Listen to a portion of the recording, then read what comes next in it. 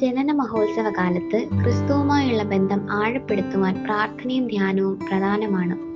യേശുവിന്റെ ജനനത്തിന്റെ അർത്ഥം മനസ്സിലാക്കാൻ പവിത്ര ഗ്രന്ഥത്തിൽ നിന്നുള്ള ക്രിസ്മസ് കഥകൾ, പ്രത്യേകിച്ച് വിശുദ്ധ ലൂക്കോസ് 2-ാം അധ്യായം, വിശുദ്ധ മത്തായി 2-ാം അധ്യായം ശ്രദ്ധാപൂർവം വായിക്കുക.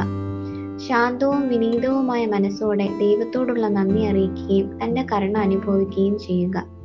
ദിവ്യകാരുണ്യത്തിൽ സജീവമായി പങ്കെടുക്കുന്നത് ആത്മീക സമാധാനം നൽകും. ആത്മപരിശോധനയും സംശുദ്ധീകരണവും വഴി പാപങ്ങളിൽ നിന്ന് വിട്ടുനിൽക്കുക. ദൈവസ്നേഹം പങ്കിടാൻ കാരുണ്യ പ്രവർത്തനങ്ങൾ ചെയ്യുക. സ്നേഹത്തിന്റെയും ദയയുടെയും മുഖമാകുക. ക്രിസ്മസിന്റെ സന്ദേശത്തെക്കുറിച്ച് ധ്യാനിക്കുക.